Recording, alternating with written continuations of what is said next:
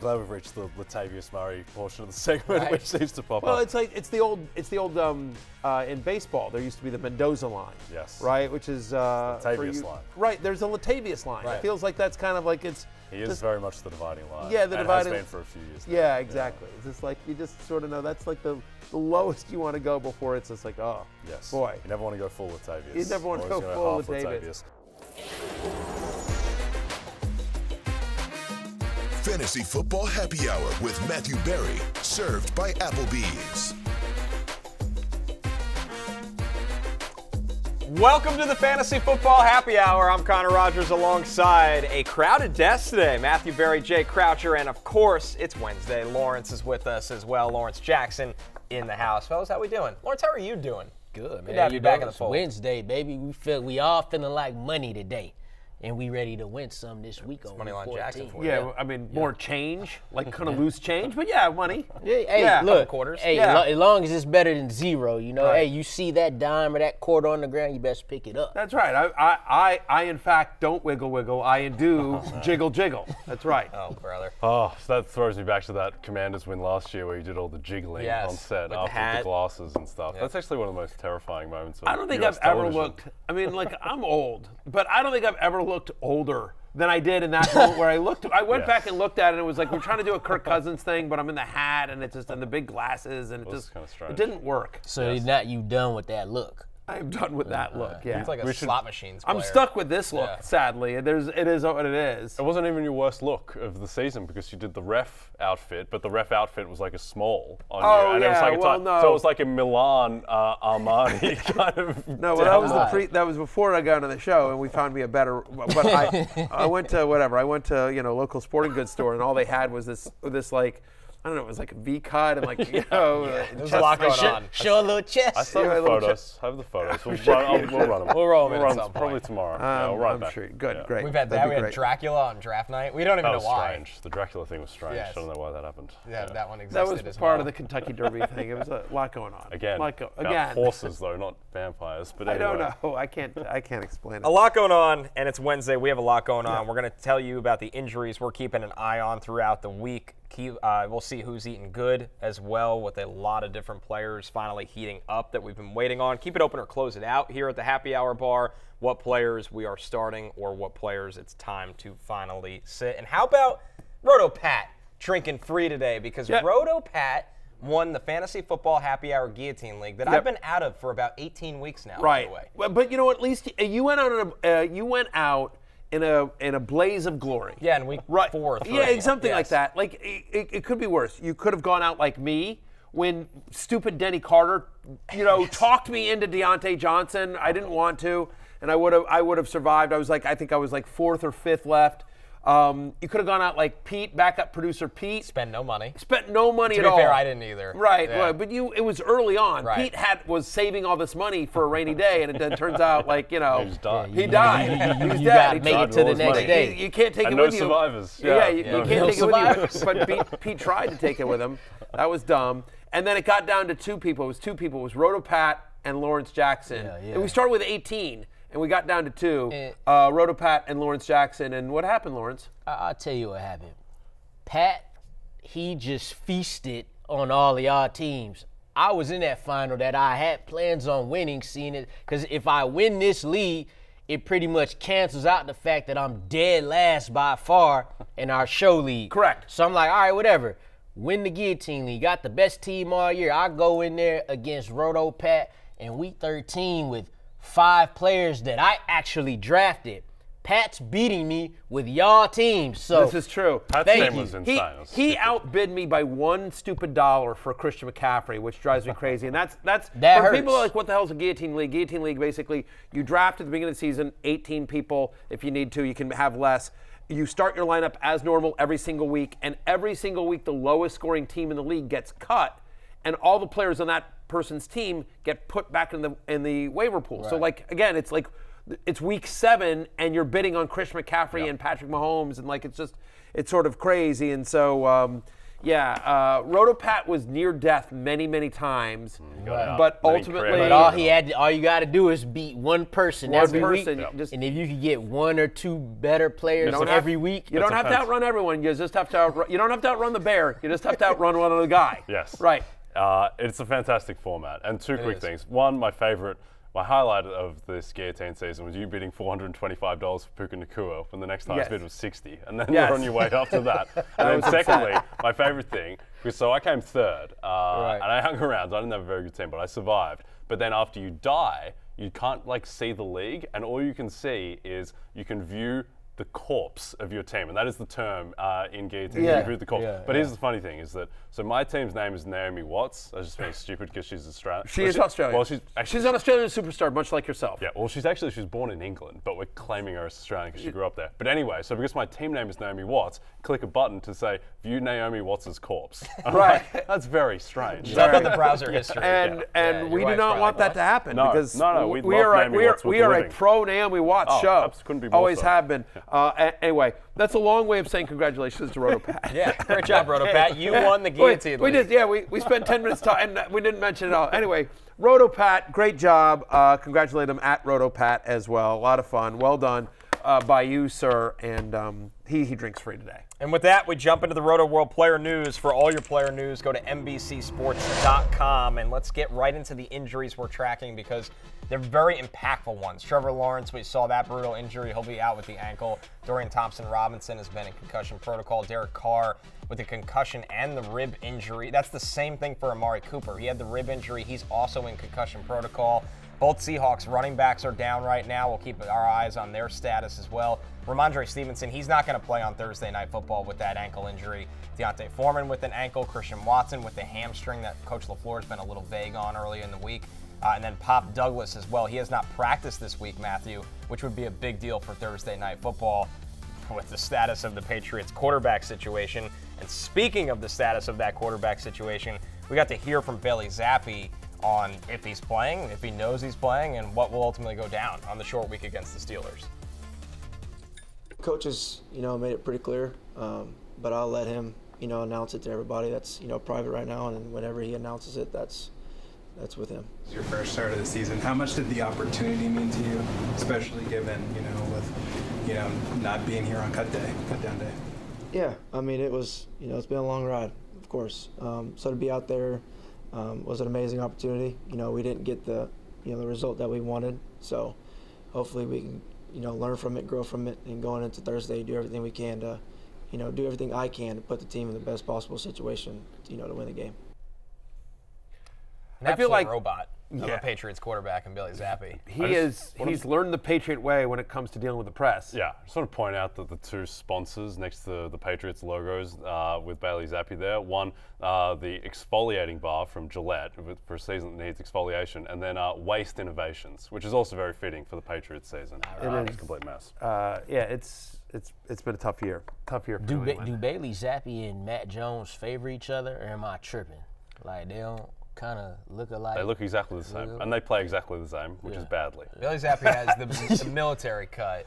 And Matt Jones' version of that. Yeah. Right. That's the difference. Yeah. Literally. Yeah. That's the difference. Yeah, that's what I was thinking. Yeah. But I like what he said. I like that's the kind of press. Every single show, I give a similar press conference. We didn't get the result we wanted today, but I'm going to learn from it. Work on it.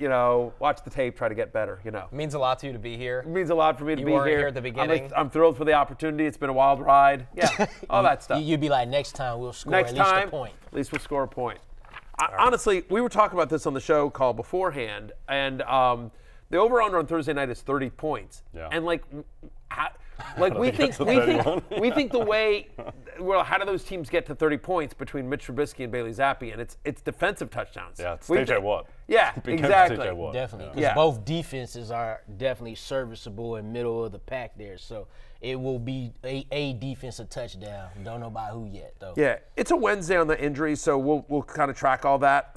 Charbonnet and Ken Walker both being banged up is a little. That one's a little bit of an eye raiser to me. DJ Dallas time. Might be. Yeah. I mean, after might he be. completely ruined the final play of the game to cost them against the Cowboys, who's he's named after. But that is a strange one because Charbonnet left the game and was banged up, and then Ken Walker's injury seems relatively serious. Well, let's jump right into the Seattle offense then with Who's Eatin Good, served by Applebee's, because we're starting with Geno Smith here, guys, because right now Geno Smith coming off a monster performance on Thursday Night Football against the Cowboys. Yeah. Oh, yeah. We're aware. Yeah, we you know. Great transition from Connor. Thank you. Very good transition from Connor. Yes, we're very aware that Geno Smith had a great game last week, despite the fact that we did not think he would. Now, to be fair, we recommended Gardner Minshew, who was fine. Was fantastic. Right. Yeah. And, oh, by the way, Kira won. Just so you know, she won going away. So Kira has no bitch. You know, she can't complain anymore. That's all that mattered then. Exactly. Thank you very much. If you just Well said. Did we give you enough advice to win? You won the matchup. Yes. Bingo bango. Done and done. Details don't matter. yeah. Semantics. Just leave that whole Geno thing to the side, except for right now. That right now is that he Then finished other than QB1 on yeah, the week. QB1 on the So the week. question is, Lawrence, with Geno, I'm not asking you, is he going to finish QB1 again against the Niners, because that's utterly ridiculous. But can he remain a starting quarterback for people that probably need one in a week that could decide if you're in the playoffs or not? Well, I'll say this. You definitely love what you've seen out of him versus the Cowboys. They have an elite defense. You got San Francisco now. You got them coming up, and they allow the second fewest points to quarterbacks in fantasy. But we just looked at those running backs and what they're going through. If they don't have neither Kenneth Walker or Zach Charbonnet, and we get the DJ Dallas show, we may see some more throwing. We saw Jalen Hurts. You know, even though the Eagles got bullied in that game, you saw Hurts have a good fantasy day because he was able to throw the ball, get those points in garbage time. So you could see that from Geno Smith. And then the week after that, they have the Eagles, who just got lit up by the Niners. So there's some hope there. You would like better options, but for this week, I actually kind of like them. Yeah, you know what? I agree with Lawrence, right? I mean, so opponents against San Francisco pass at the second highest rate in the NFL. And so, to your point, like, I mean, Eagles were getting their butts kicked, and yet still Jalen Hurts was able to put up points here. And so Geno Smith, as a 10.5-point underdog, as we sit here on Wednesday, is probably going to have to throw, especially as if Lawrence mentions the running game isn't there, whether it's banged up or just ineffective against the Niners. Geno's going to have to throw. He's had at least 35 dropbacks in 4 straight games. And in the 6 games this year in which he's had at least 36 pass attempts, he's averaging 19.6 fantasy points per game. So I'm at QB 13. I'm as a borderline QB1, QB2, sort of right there in that range. Low-end QB1, high-end QB2, depending on your options. But I think Lawrence and I are on the same page here in terms of, like, usable this week. You might see San Francisco and be like, oh, boy. But, like, we think usable. Yeah, and I think the thing with San Francisco is they're not afraid to play with their food sometimes a little bit. I think back to the game they had against the Raiders at the end of last season where Jarrett Stidham just lit them up. Yeah. And they were so up for that game against Philadelphia. They got Deebo Samuel returning kicks. They're all dressed in black for the game. Like, that was their game. And so there is a potential letdown factor there. And then the other thing with Geno is that, like, people are a little worried about the Cowboys' defense after that game on Thursday against the Seahawks. I don't think the Cowboys have a bad defense. I think Geno just played a 10 out of 10 game. That's the best game he has ever played.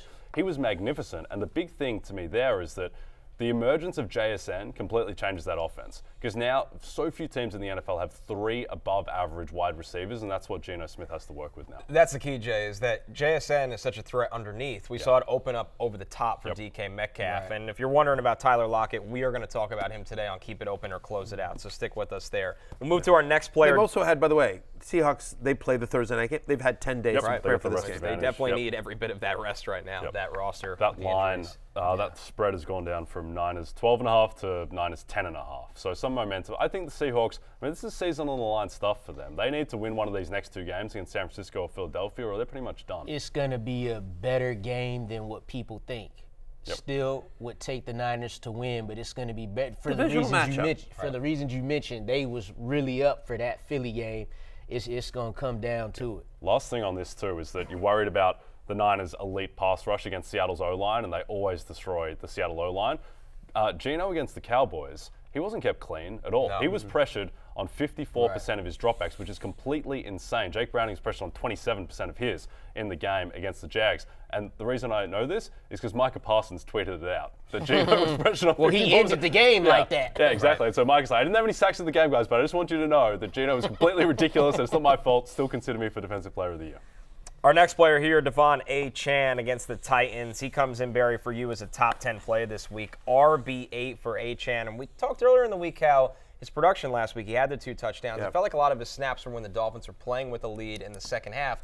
But that's what they often do anyway. I mean, that's the point, right? I mean, they're almost 2 touchdown favorites over the Titans this week. And so when they're up big, like they keep crushing, right? I mean, so it's 13. They're 13-point favorites as well. He's had 4 games this year, which he's seen 10 touches. And certainly given that he's fully healthy and they're favored big, he should see at least 10 touches against the Titans. Okay. Well, in every game this year where he's seen at least 10 touches, there's 4 of them, he's scored at least 21 fantasy points. He's gotten at least 3 red zone touches in every one of those games. He has at least a 14% target share in all those games. So the red zone work, the fact that we expect the Miami Dolphins to score quite a bit in this game as well. It's a Monday night game. It's one of the 2 Monday night games, so you'll see that there as well. But yeah, man. I mean, I don't know that. The only argument against Achane is injury concern, that he leaves the game early, but clearly the usage he got last week in the second half in a blowout win against the Commanders shows you he's fully healthy as well, and so you got to start Achane. Like, I have both him and Mostert inside my top 20, but I prefer Achane just in terms of the explosiveness. He's fresher. He looks more explosive than Mostert as well.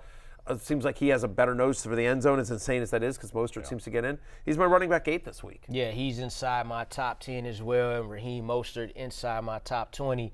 Mostert did lead the first half. He had 12 touches, and Achane had 5 before Achane went on this long run. Like, he had 11 carries in the fourth quarter. 8 came on the last drive. He was coming back from the injury. I think they wanted to see, like, hey, is he really back? So he had 21 touches. That's the most he's had in the game since week 3 when he ran for over 200 yards. But like you said, if they have a split, if they split the touches down the middle, I want Achane because he's the one we know could take it any play. Yep. Yeah. So a couple things. One, he's still fast. That's clear. He is healthy. And yes, he seems to be a bit more of an injury risk than your average running back, but everyone's an injury risk. We are all injury risks. So you cannot control for that. Yeah. And then secondly, the bigger thing I think, particularly relevant for this game, where, as you mentioned, Matthew, the Dolphins are 13-point favorites. They weren't resting Achane down the stretch with a big lead. They were resting Mostert, because Mostert is the guy who I think is the real injury risk, because he gets hurt every single year. Yeah. And I think that Achane, particularly because he's missed time, I think they want to get him involved in the rhythm of the offense. And look, it's a good Titans run defense, but it's not your older brother's Titans run defense. It's not the unit it was a couple years ago. They'll have way too many opportunities to score. That's why it doesn't matter if the Titans have a run defense, right? Because they'll get down there inside the 10, and they have no problems running the football with either one of these guys. We've talked about this with adequate defenses that have young, struggling quarterbacks. They're just on the field so much that eventually the floodgates are going to open in the second half, and that could happen in Tennessee just off of fatigue. Right. So, our last player here, Ja'Marr Chase against the Colts. He comes in as a top 10 play for Barry this week, Jay, wide receiver 8. Yeah. Good news that we saw without Joe Burrow, Ja'Marr Chase can still be a viable wide receiver 1 with how precise Jake Browning was. Yep. I think the key with Chase is the type of receiver he is. We think of him as, a deep ball, explosive threat, but Ja'Marr Chase, to break off 70-yarders, he doesn't need to catch it 40 yards down the field. No. Jake Browning's average depth of target was 4.5 yards against the Jags, and Chase still had basically a 10 out of 10 game. Now, there was supposed to be weather in Cincinnati on Sunday. That's all gone. That's all cleared up in the past 24 hours. Now, not much wind, not much rain expected in Cincinnati. So look, it's Ja'Marr Chase. He's a locked-in wide receiver 1 every week. They made a point of getting him the ball, to your point, of because you're seeing right there, you see the big long touchdown here, which was amazing. He's got that ability. But the fact that 5 of his 11 receptions in week 13 were behind the line of scrimmage. Yeah. Again, they're like, just get the ball in our playmaker's hands and let him do some damage. It's not tough. Get the ball in your best player's hands, whether it's Ja'Marr Chase or Josie. The Josie factor. Right, the Josie factor, exactly. So he's now had 80 or more receiving yards in back-to-back games with Jake Browning, 29% target share with Browning under center as well. T. Higgins is back, yes, but this offense starts and ends with Ja'Marr Chase. So going against the Colts, he's my wide receiver 8 this week, locked in as a wide receiver 1. Doesn't matter who's getting to the ball. And, you know, give credit where credit's due. Jake Browning looked good on Monday night. Yeah, and he wasn't just a yak merchant either, even though it was like he was making very pristine throws. This ain't his first time playing in big games. Like, dude was in the college football playoffs. Right. Like, and some people, like you might The know more about anti-Florida State. You know, some people might feel kind of that he did himself an injustice by staying for his senior year because of how he balled out so early. So he just had he came in mid-game versus the Ravens. We still got a touchdown out of Ja'Marr Chase, so he scored 2 out of the 3 times that he's had him. So I would be starting Ja'Marr Chase and really feeling very little difference at this point than if it was with Joe Burrow. Yep. So, Connor, I'm interested for your thoughts on Browning and how he does under pressure in particular, because the Jags have no pass rush outside of Josh Allen. They would if they had Aiden Hutchinson instead of Trayvon Walker, but they don't. So they don't have a pass rush. Like I said before, 27% of his dropbacks are pressure. That is very low. Now, he really struggled under pressure against the Steelers and the Ravens, who have much better pass rushes. The Indianapolis Colts, don't know how it's happened, but they have a good pass rush all of a sudden. Eberkam's had a great year. DeForest Buckner, Kwity Paye. Do you think that he's going to struggle under more pressure?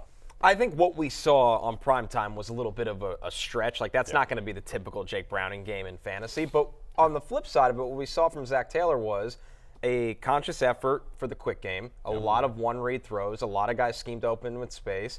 And also we saw some heavy fronts as well where they added extra guys to protection because they know the limitations, Jay. We saw an extra guy in the line of scrimmage or 2 extra guys in the line of scrimmage. So I think it's the fact that I believe in the coaching to supplement Jake Browning that makes you feel good about the offense. And they made sure to stick with the run game, too. We saw Joe Mixon have himself a big fantasy day there, too. So. All right.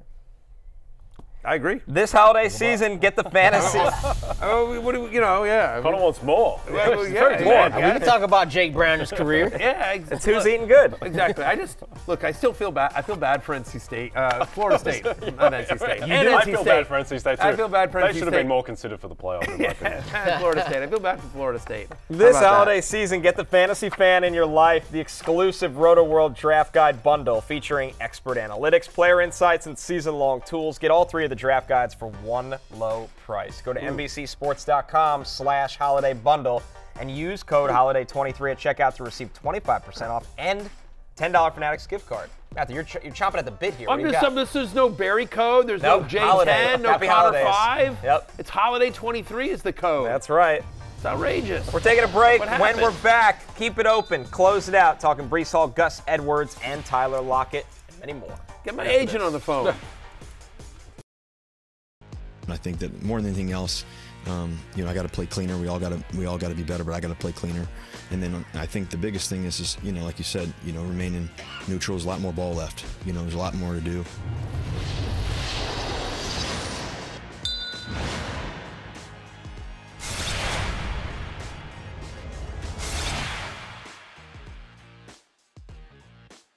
At the top of the segment, and that's where we start here, fellas. Russell Wilson's got the Chargers. Was anyone else bummed that he didn't end it with a let's ride? He's really Sean Payton has completely deprogrammed all of his things. Come on. We made fun of it, but I kind of miss it. Yes. I kind of wanted him to be like, a lot of football left to play. Let's ride. Broncos country, let's ride. They also coming off a loss too, so they get this win versus the Chargers, then he'll be doing it again. I will say this, I get it. Russell's a little cornball, right? And he signed the big contract, and he was bad last year, and the whole thing, and more bathrooms in his house than touchdown passes. I get all that. I kind of like Russell Wilson. I've met him once.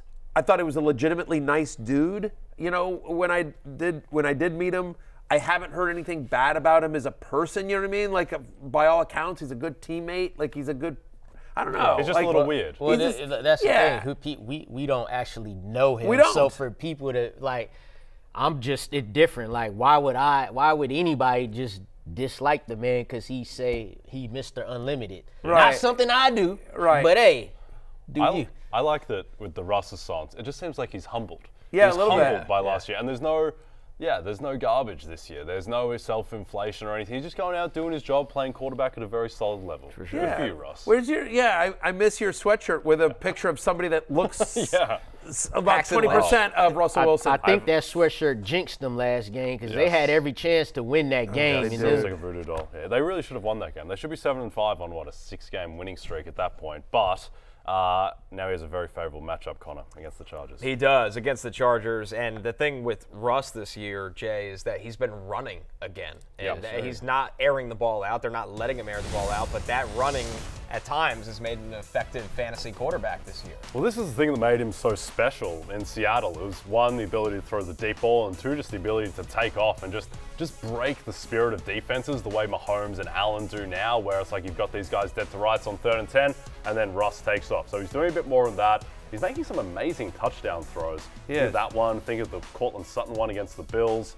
And now he goes against the Chargers defense, where I haven't looked at the numbers on this, but I would make the case that the Chargers defense is the worst defense in NFL history to shut a team out, as they did last week against the Patriots. So very favorable matchup for Russ this weekend against a suspect Chargers pass there that's still missing Joey Bosa. I mean, you see it right there. He's at the top of my second. I have a QB 11 this week, so as a top 12 play, as a low-end QB 1, to your point about the matchup with the Chargers, LA has allowed the 5th most fantasy points per game to quarterbacks this season, and it's Brandon Staley's another guy. We were talking in the break about which coaches in the NFL have gotten the less out of the most amount of talent, and Staley's on the list. He's had a below-average defense every single year at the Chargers. And it's not like that team is devoid of talent, and it's not like he hasn't had time to build the defense if he didn't lack the talent. It's exactly. Brandon Staley for Ron Rivera. Who says no?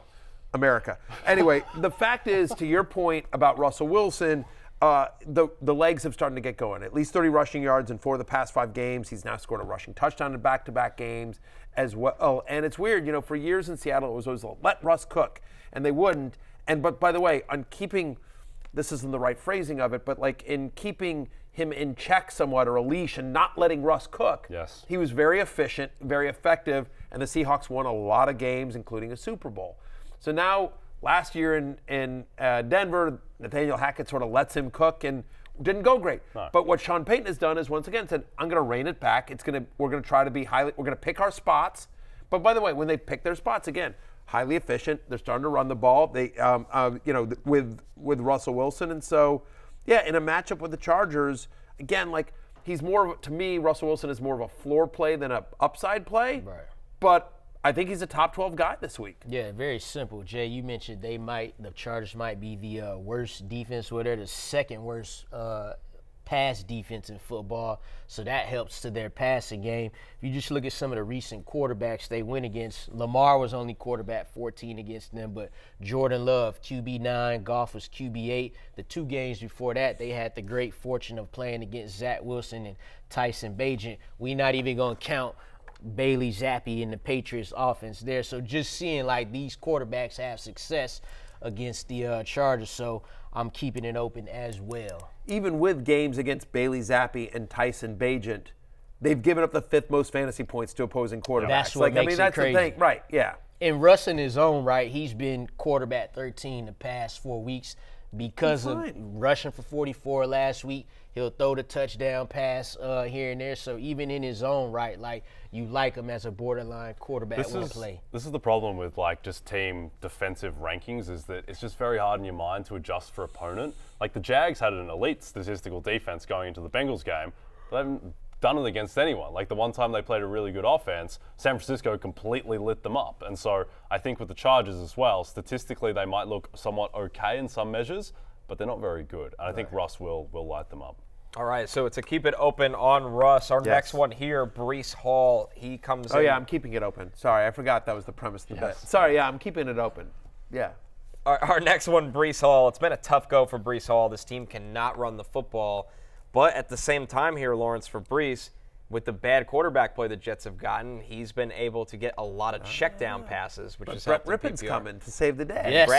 Brett Rippon is coming to save the day. He's on the active Who's starting roster. for quarterback of the Jets this Sunday? Feels like reluctant Zach Wilson is starting for the Jets. Which is probably we'll probably find out at some point of the show. Probably their best option. But yeah, it ain't been going good for Breece Hall. He's averaged 28 rushing yards the past 7 games. Like, That's crazy. Now going against Houston, who's the 9th best run defense. Breece Hall was ranked RB 21 last week against Atlanta's 15th ranked rush defense. So I do have him at running back 21 this week, but keeping it open because he's averaged 6 catches the past 3 games. Like, that's literally how the Jets is moving the football right now, is throwing it to Breece Hall in the flat. So I'll keep it open, and you just gotta, hope for the best. I gotta start him in some leagues myself. He's in my flex spot, and that's pretty much what he is right now.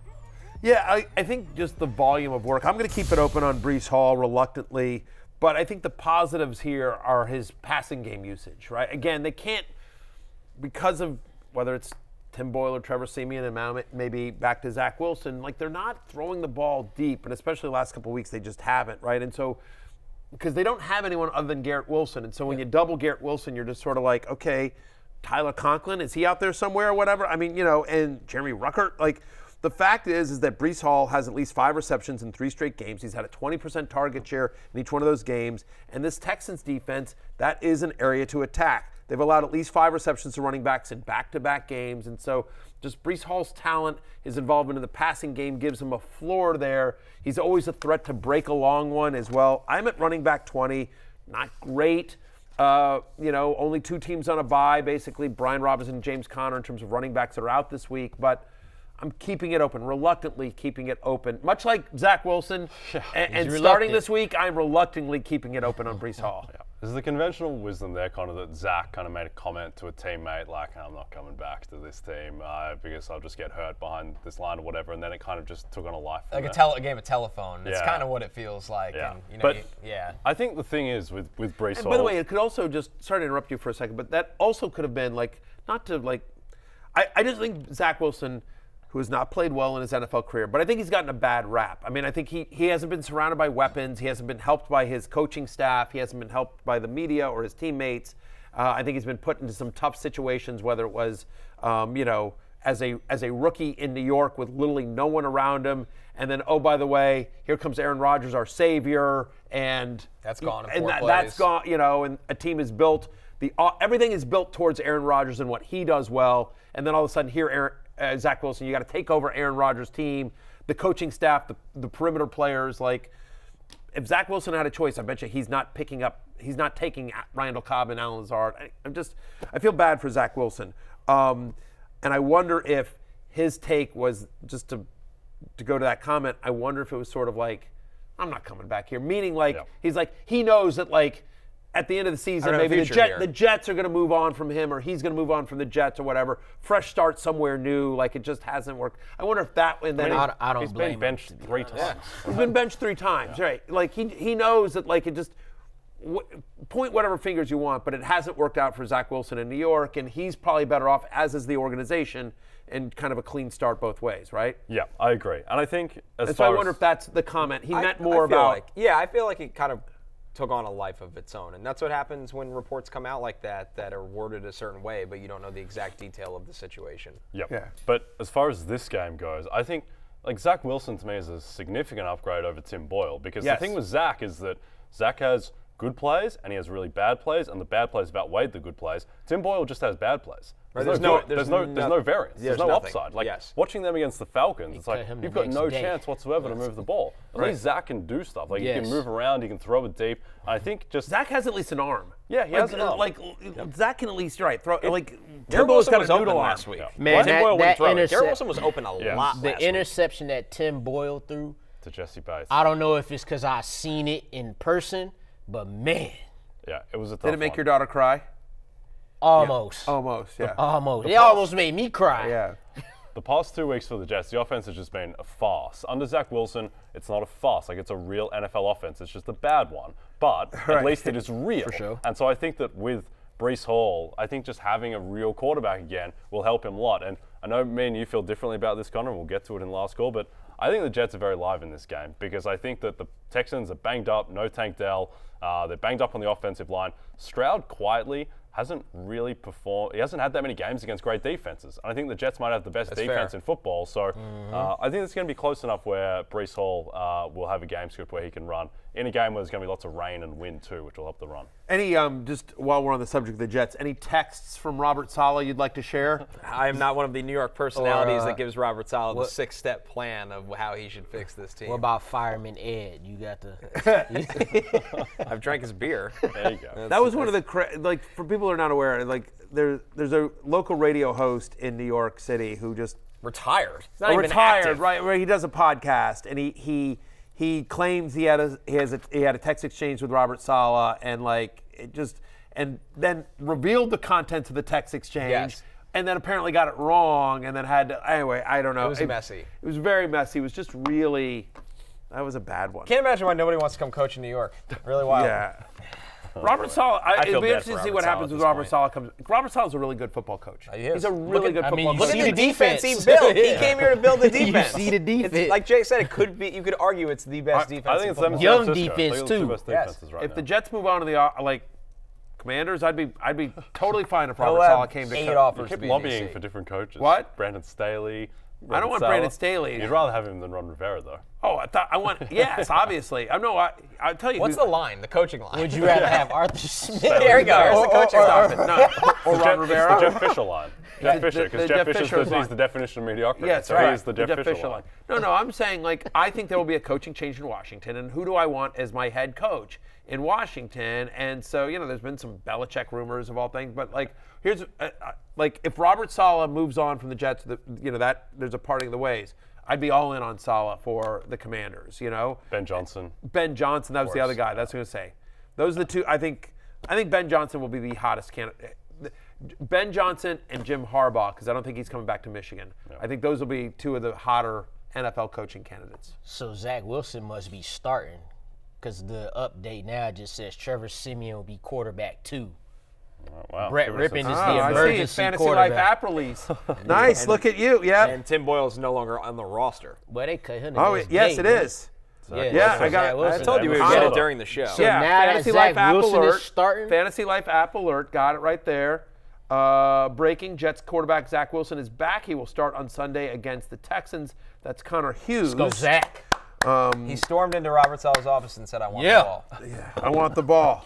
Let's go. We're gonna stop talking about the Jets. America's gonna stop talking about the Jets. People that are listening to this fantasy show are like, "How do we spend so much time on the Jets, who scored about 4 points?" Anyway, Devin Singletary. Let's talk about Devin Singletary. Yeah, same game. Who's playing the Jets? Who is playing the Jets? Playing the Jets. Can't get away from him. Motor Singletary right now. Listen here, Barry, comes in as RB36 for you. I think that's safe to say that is a close in this segment. You're not just good looks, Connor. You have a brain. You're correct. It is, in fact, a close it out for me on Devin Singletary. A lot of concerns, right? Lack of the passing game usage. He's got one game this year with more than 2 receptions. He's had under 40 rushing yards in both games since Dameon Pierce has returned. You see it there on your screen as well. He had an 81% snap rate in Week 12, 44% last week. Pierce got all the touches inside the 5-yard line. Since Dameon Pierce has been back, he's averaging just 10 touches a game. And so 10 touches a game against this Jets defense. And yes, it's easier to run on the Jets than it is to pass. But still, Singletary hasn't shown a ton of explosiveness as well. It's a coin flip as to who gets the touchdown. My running back 36 this week in a week where there's only 2 teams on a bye. What is he coming for you? Yeah, I got him at 30, but I'm closing it out as well. It seems like it's just tilting back in Dameon Pierce's favor. We see the touches right here, 15-9 in Week 13. So, like Matthew said, it's a toss-up, and you don't even want to get into that, especially when you're going up against this Jets defenses. On that offense now, it's crazy because it used to seem like you could start anybody on that offense.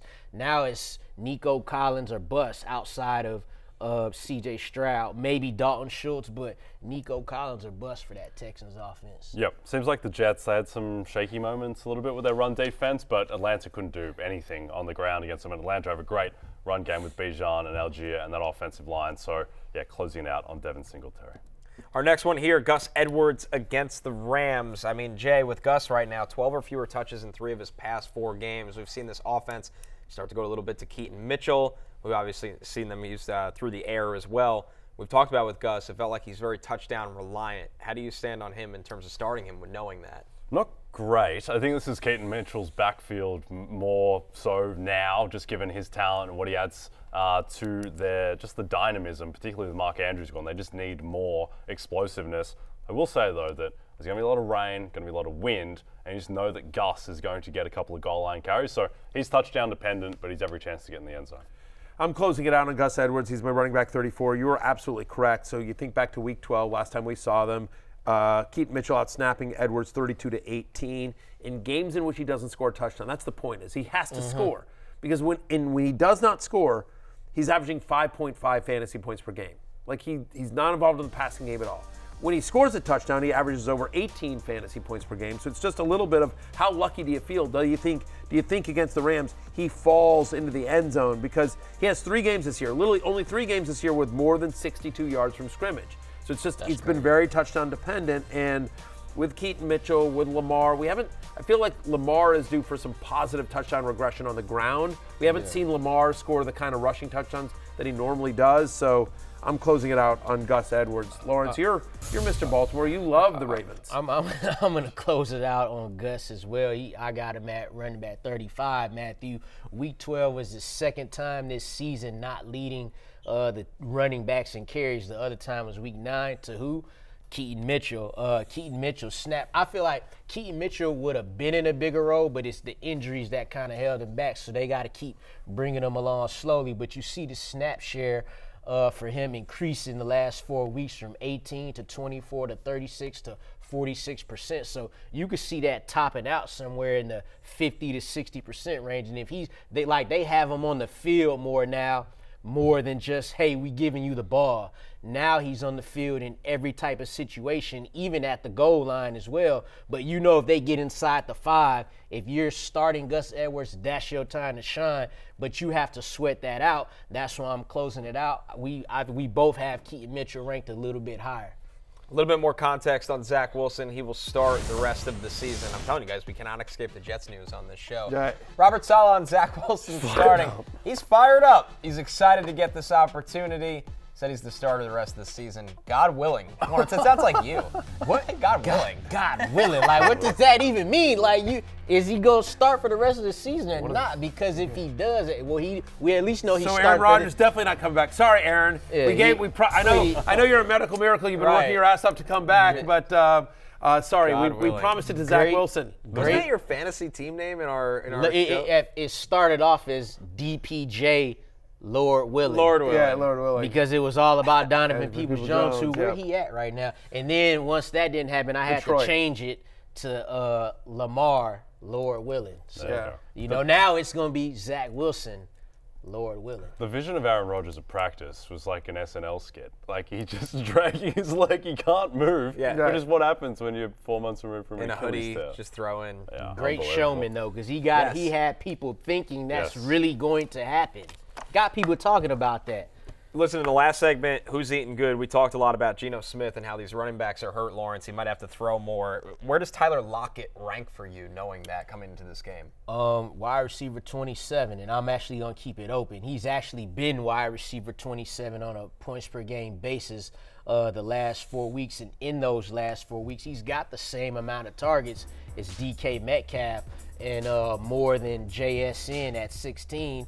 The thing about the 49ers earlier, we talked about this. The Seahawks here, 10.5-point underdogs, and the 49ers have allowed either a touchdown or 100 receiving yards to a receiver in 3 of their past 4 games. So there is something to be had there if the game goes how you think, but I think it'll be a little more competitive, but I like Lockett this week for what it's worth. You mentioned the targets, right? 8 targets in 4 of the past 6. So you mentioned that, right? Okay. Well, when he sees 8 targets, he's averaging over 17 fantasy points per game. We talked about Geno Smith being a 10.5-point underdog. The running backs are banged up. We think Geno's going to have to throw. And so if he's throwing, Tyler Lockett's obviously going to be one of the guys he throws to. Again, when he gets 8 targets, he averages over 17 fantasy points per game. I'm keeping it open. I'm at wide receiver 24, slightly higher than Lawrence. Yeah, and I think his stat line against Dallas was a little bit misleading. He had an uncharacteristic drop. He could have had a better game in that one. For sure. Our next pass catcher here, Jay, Adam Thielen against the Saints. He comes in as wide receiver 29 for Barry.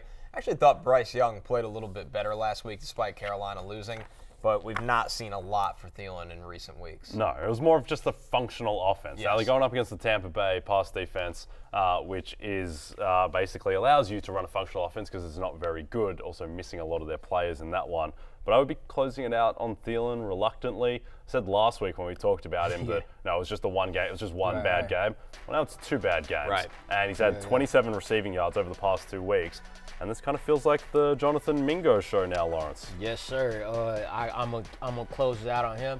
I have him a little lower than Matthew at 33. He's wide receiver 41 since week 8, despite being a top 7 receiver in the first 7 weeks. He hasn't scored a touchdown since week 5. He hasn't scored. He scored in 4 of his. God damn it! He scored in 4 of his first 6 games. Lord willing. And since his 6th game, he haven't scored a damn touchdown. And like you said, it's the Jonathan Mingo show. He had a 32% target share in week 13. Since week 8, to your point about the lack of scoring, since week 8, he's the 48th best wide receiver in fantasy football on a points per game basis. 9 targets the last 2 weeks as Frank Reich has moved on from this team, and they're a slightly different offensive set here, playing the Saints. Normally they're bad against the slot, but I will say this. They're playing better defense since week 10. They allow the fewest fantasy points to opposing wide receivers. Teams can actually run on New Orleans these days, so I think you see a lot of Chuba Hubbard. You see some Jonathan Mingo. He's my wide receiver 29 this week, Adam Thielen is, but I'm closing it out just like you guys are. Our last one here, Matthew. Diontae Johnson on the short week against the Patriots. He has 4 straight games with 50 or fewer yards, and guess what? It's the Maserati, what do we call him, the Mazda Mitch show, whatever you want to say about Mitch Trubisky. Mitsubishi.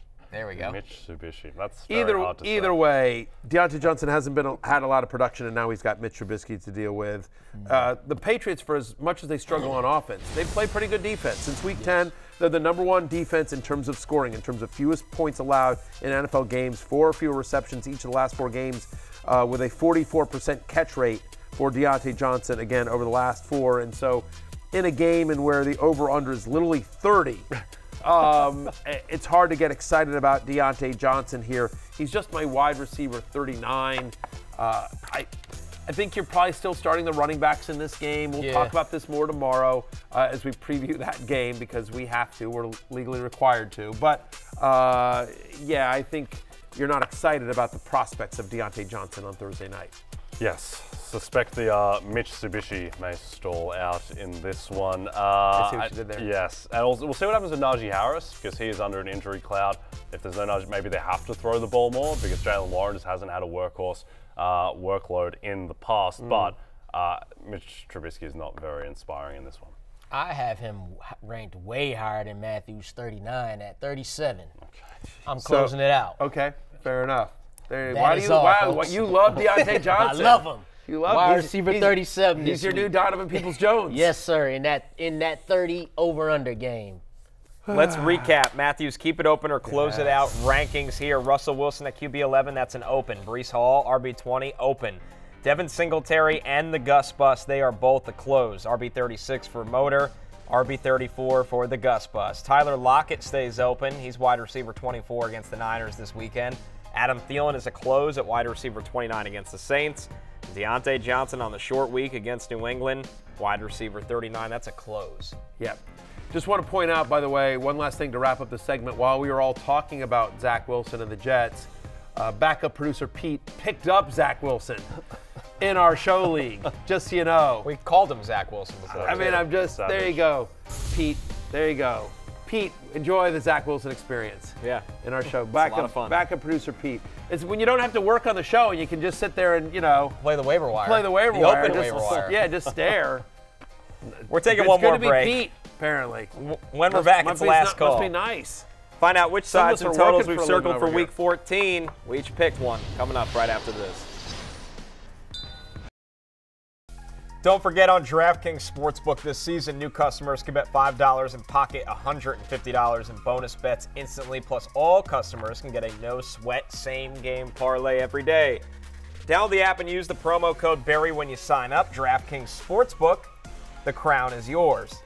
It is time for last call as we look at a little early line alert. Some of the sides and totals we're eyeing going into Week 14. Jay, what do you have your eyes on? I have my eyes on the Cincinnati Bengals, Connor. So going into the Monday Night Football game, the Bengals were 2.5-point dogs home to the Colts. And then after Jake Browning put on his God costume, that line moved down to just 1. That's not big enough of a move to me, because going from 2.5 to 1, that is a very small move. It's not the same as going from like 4 to 2.5 through the key number of 3. So I think what Browning showed, I think also just what the Bengals skill position players showed, I think they're going to light up Indianapolis, their corners who are very suspect. I think the Bengals should be favored in this game at home against the Colts.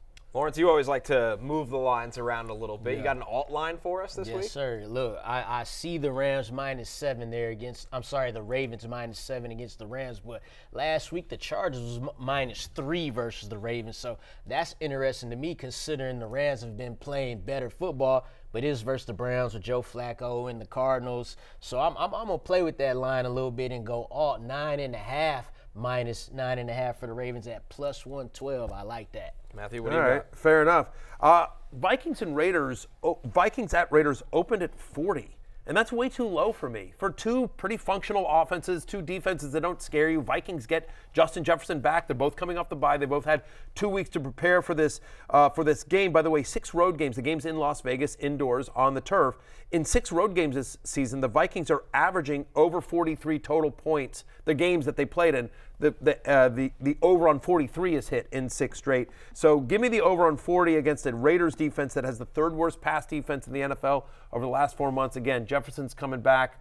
Dobby will be under center. I think 40 is too low. Yep, I agree. And I think that people have a certain idea about the Vikings offense after that Bears game, but what people are missing, I think, is the Bears have a really good defense now. This isn't like the Bears defense from last year or even the start of this season. This is a very solid defense, so it's not actually that poor a reflection on the Minnesota offense, and also they had Justin Jefferson. The addition of Montez Sweat has made a pretty big difference 100%. And then news just came in, by the way, the Vikings are officially sticking with Josh Dobbs at quarterback as expected. Dobby rides on.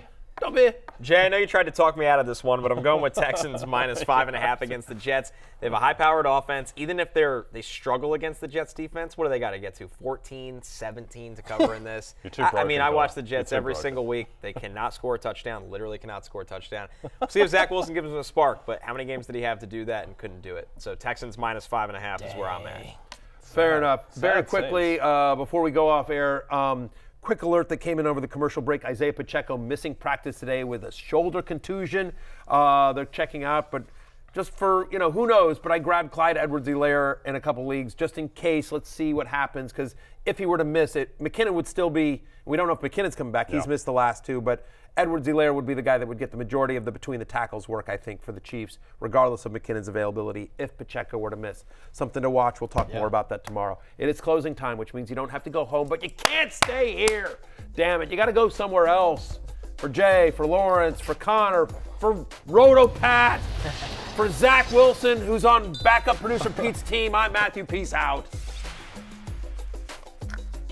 Hey, it's Matthew Berry from NBCSports.com and Rotoworld.com, and I want to thank you so much for watching whatever it is you just watched, or if nothing else, being too lazy to click out of the autoplay after this video started, after whatever it is you actually wanted to watch finished. But now that you're here, I'd like to take a moment here to ask you respectfully now, okay? I'm asking you respectfully to subscribe to the NFL on NBC YouTube channel.